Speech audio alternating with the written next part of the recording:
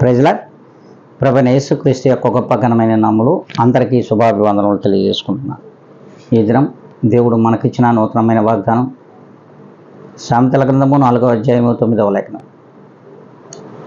ప్రకాశమానమైన కిరీటమును నీకు దయచేయును. దేవుడు స్పష్టంగా ఈ దినమున మనందరితో మాట్లాడుతున్నారు.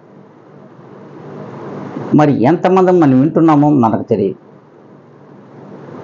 మరి ఇనేట్లుగా నటించేవారు ఎంతమంది ఉన్నారో నాకైతే తెలియదు, కానీ దేవునికి సమస్తమును తెలుసు.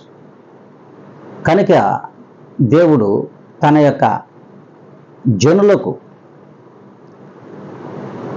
తన నామమున ఎవరైతే దేవుణ్ణి ప్రార్థిస్తారో, యేసుక్రీస్తు యొక్క నామములో ఎవరు ప్రార్థించినా, ఎవరు దేవుణ్ణి విశ్వసించినా, నమ్మి బాప్తిసం పొందిన అలాంటి ప్రతి ఒక్కరు కూడా దేవునిలో స్థిరమైన నడకను, స్థిరమైన వారి నీతి క్రియలను జరిగించిన ఎడల ఖచ్చితంగా అటువంటి వారికి ప్రకాశమానమైన కిరీటమును దేవుడు దయచేయును.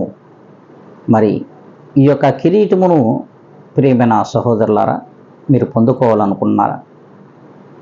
మరి ఈ కిరీటమును మీరు దేవుని నుండి పొందాలి అనుకుంటున్నటువంటి మరి సహోదరుడు ఎంతమంది, సంఘస్థులు ఎంతమంది, విశ్వాసులు ఎంతమంది, అందులో పరిశుద్ధులు ఎంతమంది ఉన్నారో ఒక్కసారి మీరు జ్ఞాపకం చేసుకోండి. మరి అలాంటి కిరీటం మనకును కావాలని ఈ దినము నుండి అయినా సరే ఆయన యొక్క ప్రార్థనలో ఏకీభవించి అందరూ తలలు వంచాలని, కళ్ళు మూసుకోవాలని ప్రభు పేరిట మనం చేసుకుంటూ ఉన్నాను. పరిశుద్ధాత్మ దేవుడా, పరిపూర్ణ కృపా సత్య సంపూర్ణ నా తండ్రి, మీ పాదములకు ఎనలేని వందనములు, కోటాను కోట్ల కృతజ్ఞత స్తుతి స్తోత్రములు ఈ యొక్క ఉదయకాల సమయం వరకు మమ్మల్ని సజీవుల లెక్కలో ఉంచినందుకై చెల్లించుకుంటున్నాం.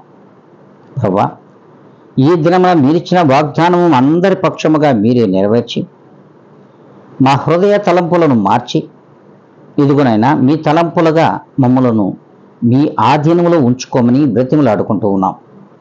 మీరిచ్చే ఆ ప్రకాశమానమైన కిరీటము మాకును అందరికీ దయచేయమని బ్రతిమలాడుకుంటూ జీవాధిపతి అయిన యేసు నామములో అడిగి వేడుకొని ప్రార్థిస్తున్నాను మా తండ్రి.